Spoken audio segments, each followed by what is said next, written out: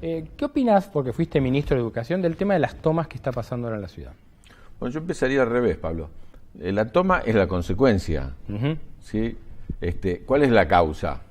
¿Sí? La causa fundamental es que el gobierno de la Ciudad de Buenos Aires, después de gobernar 10 años, 10 años que viene gobernando, lanza una transformación inconsulta. ¿Pero ¿Sí? a quién le tenía que consultar? Le tenía que consultar a todos los actores. Nosotros reformulamos la Ley de Educación Nacional, la Ley de Educación Técnica, nosotros reformulamos muchas cosas y lo que hicimos fue consultar con los actores, porque si no, no entra a la escuela. Si vos querés poner algo con forceps y de un día para el otro, la escuela lo rechaza. La escuela, le digo, nadie lo toma y queda en las puertas de las escuelas. Vos incluso ponés de un lado... ¿Me estaban diciendo que Sí, a ver cómo es lo que tiene que hacer. Ahí está. ¿Ya lo hice? Ahí está bien, bueno, tenemos el mic bien, así es la televisión y está perfecto. Gracias, Chicho. No, a mí lo que me parece en ese punto es que hay una ley para los que estamos en la educación. Las cosas entran a la escuela solo de la mano de los docentes. Hasta incluso en la dictadura, yo fui docente de secundaria de adultos en la época de la dictadura, vos elegías un tema, ponías el tema en el libro de temas y después dabas lo que querías, digamos, en cierto sentido. Entonces hay una cuestión que es que las transformaciones y que esta que es de envergadura tienen que ser consensuadas y tenés que discutirlas. Es así, está en la Constitución de la Ciudad de Buenos Aires, no es que lo digo yo. ¿Sí? Está en la Ley de Educación Nacional, pero también está en la Constitución de la Ciudad de Buenos Aires. Entonces, primera pregunta es, ¿tiene que reformularse la escuela media? Sí. Claro. Entonces, ahí coincidimos. Entonces, todos decimos la escuela media atrasa respecto del momento que vivimos. Tiene que reformularse. Me preguntás a mí como educador, yo soy investigador del CONICET, ahora trabajo de eso, soy investigador del CONICET en temas de educación y trabajo.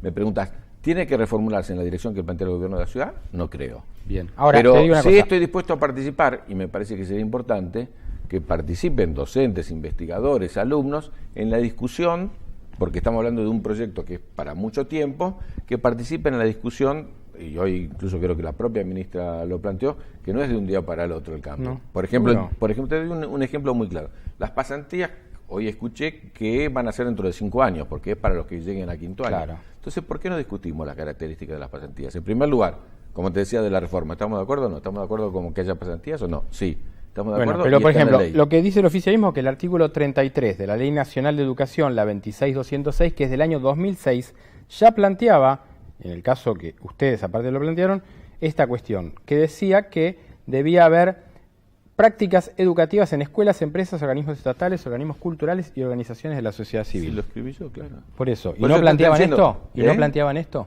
Claro, pero por eso te digo. ¿Y entonces cuál es el problema?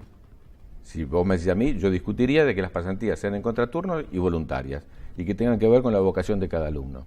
No estoy discutiendo pasantías sí o pasantías no, más aún, empezaría por las escuelas técnicas, que son las que tienen más vínculos al trabajo. Ir a limpiar a McDonald's o ir a resolver un tema, digamos, de ocupación de un empresario, ni siquiera el empresario va a querer eso. No vamos a tener, son 40.000 chicos, no vamos a tener lugar para colocar 40.000 chicos. Pero entonces ponerlo en discusión, te estoy diciendo que eso que leíste vos es la ley que nosotros hicimos y fue votada. Entonces está la posibilidad. Ahora, que vos lo pongas al servicio del mercado y como mano de obra barata es una cosa, y que le saques un año a los chicos de estudio es otra. Porque, ¿cuál es la razón por la cual le voy a sacar matemática en quinto año? Que alguien me dé una razón de por qué voy a sacar historia en quinto año, por qué voy a sacar derecho en quinto año. ¿Por qué lo voy a hacer? Si lo puedo hacer en contraturno. Lo que pasa es que en contraturno cuesta un poco más. Bueno, hay que hacer una inversión un poco mayor para poner tutores en contraturno. Pero yo te voy a decir 3 cosas. Aparte hay chicos que trabajan. Digo, yo en esa época de la educación ya trabajaba. Bueno, entonces no necesitas hacer la práctica. Por eso me cuesta imaginarlo porque yo trabajaba en esa época del Yo también terminé en la nocturna, en la Revolución de Mayo. En el Rawson. Saludo a los colegios. Sí, éramos 2 colegios que no tenían muy buena fama. No. Pero la pregunta del millón es, ¿por qué entonces no discutimos cuáles son las mejores condiciones? Si se va a aplicar dentro de 5 años, y yo te lo voy a decir a la inversa, el gobierno utilizó electoralmente esto. Yo conozco gente que estuvo trabajando en esto y que me dice que no estaba listo para presentar y que un día le regalaron 10 PowerPoint. ¿Por qué? Y ni siquiera para meterlo en la discusión electoral porque era bueno, porque todo el mundo coincide en que hay que reformular la escuela media. Sí. Entonces se apuró a lanzarlo con otro... Yo tengo una pregunta, ¿vos estás de acuerdo que se suprima la repitencia? ¿Que se suprima la repitencia? Que no haya repitencia en no, la secundaria. No. Bueno, eso es lo que dice. Yo no estoy de acuerdo. Entonces esta reforma dice eso. No hay más repitencia. Y para colmo, no solo dice que no hay más repitencia, sino que no te da ninguna solución. Un chico del primer año puede no haber aprobado objetivos de primer año y estar en quinto. Claro, el problema es que me parece Pero que... el día que nosotros suprimimos la repitencia en primer grado de la primaria, sí, porque en todo el mundo existe así, yo iba a primero inferior y primero superior, claro, porque es una continuidad, primero y segundo grado, estos sectores que suprimieron de un saque toda la repitencia en el secundario, los que me escuchan a mí, este proyecto que pareciera ser tan malo, suprime la repitencia en la escuela media para siempre. Entonces, no es posible que un chico en quinto año todavía deba conocimientos que no aprendió en primero.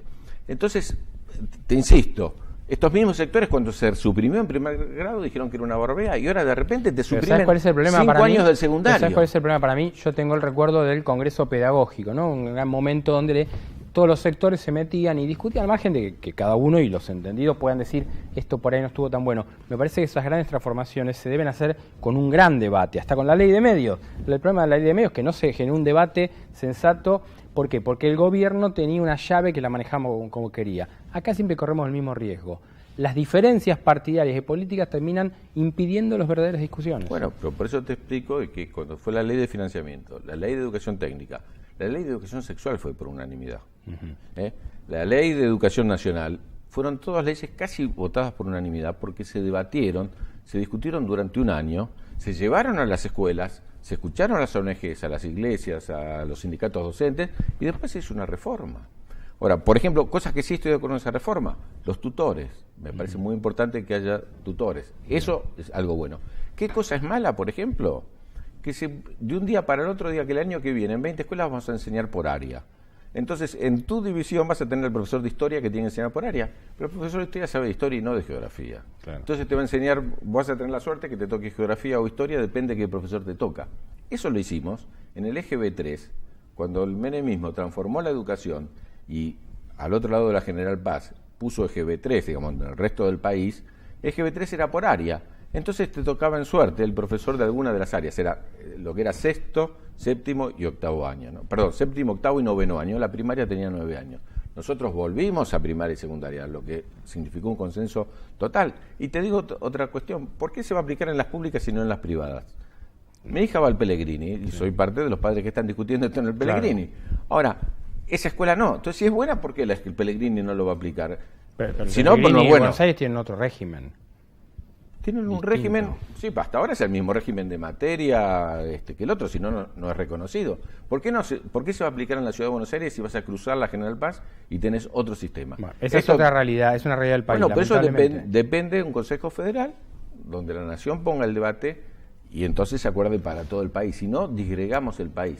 Pero te vuelvo a decir, quien puso este tema de urgencia para meterlo en la cuestión electoral fue el gobierno de la ciudad. Y me parecería bien, no sé cómo terminó hoy el debate con la ministra, me parecería muy bien que se abra un diálogo y que nos tomemos de acá a fin de año o de acá a principio del año que viene para discutir. Todo cambio se pone de a poco. Entonces, si consensuamos tutores, te voy a dar otro ejemplo, consensuamos que tiene que haber profesor tiempo completo y tenemos que terminar con el profesor taxi. Bueno, si consensuamos que tiene que haber profesor tiempo completo, empecemos por ahí. 3, 4 reformas, avanzamos y después seguimos discutiendo el resto.